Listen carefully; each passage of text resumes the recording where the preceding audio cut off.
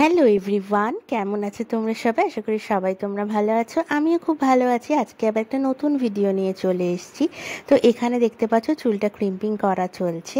আর কোথায় এসেছি বলে দিচ্ছি এক্ষুনি।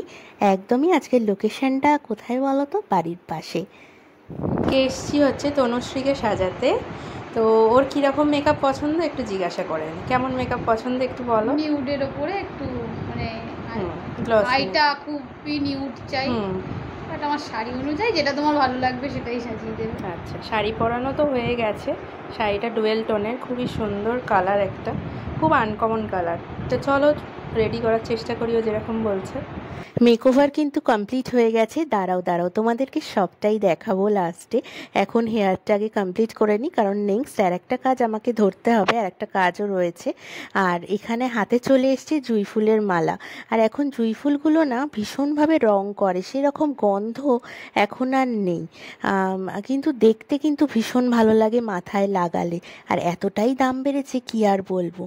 ফুলে গন্ধ নেই সে তো ভাবতেও পারি না, কিন্তু এখন সত্যি সেটা ভাবতে হবে। সত্যি ফুলে কিন্তু গন্ধ নেই। কেমন লাগছে বলো ওকে সেজে? ওর মুখ থেকে তো শুনবো অবশ্যই, তোমরাও কিন্তু কমেন্ট করে জানাতে ভুলো না। ও মেকআপটা চেয়েছিল একদম নিউডের ওপর, ওই জন্য নিউড লিপস্টিক, নিউড মেকআপ সবটাই নিউড করেছি।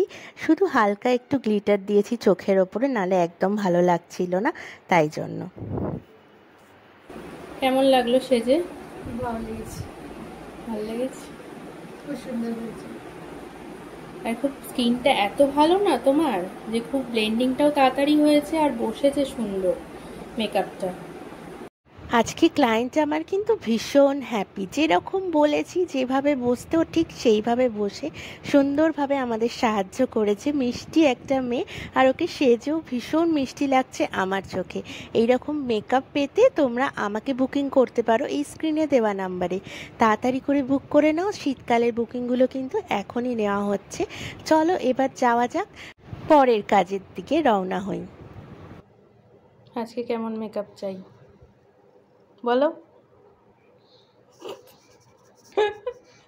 হঠাৎ করে শুরু করে বলো, কিচ্ছু হবে না। না, আমার মুখের সাথে যেরকম যাবে সেরকম আমি তোর উপরেই পুরোটা ছেড়ে দিয়েছি। আচ্ছা, থ্যাংক ইউ ছেড়ে দেওয়ার জন্য, কারণ সবাই ছাড়তে চায় না। তো আমার সেকেন্ড কাজ আজকে কমপ্লিট হয়ে গেছে। দিদিকে আগের দিনও আমি সাজিয়েছিলাম। তো তোমরা অনেক অনেক ভালোবাসা দিয়েছো, অনেকে বুকিংও করেছো ছবি দেখে।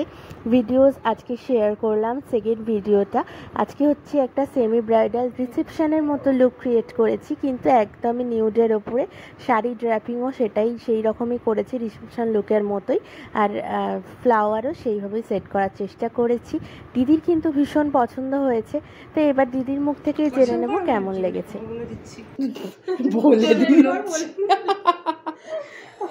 আচ্ছা, সেজে কিরকম লাগলো বলো?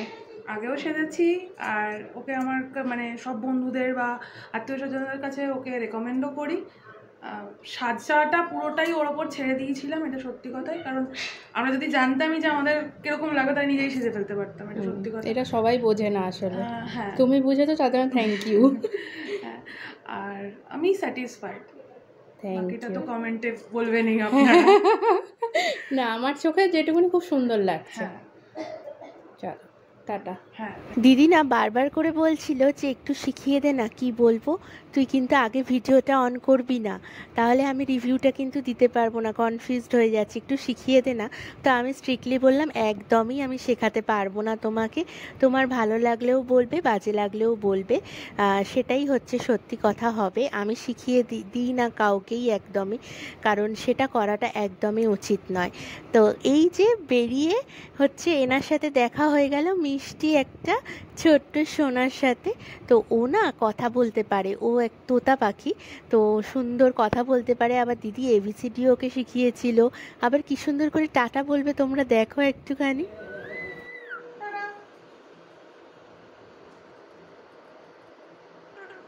ওই টাটা বললো,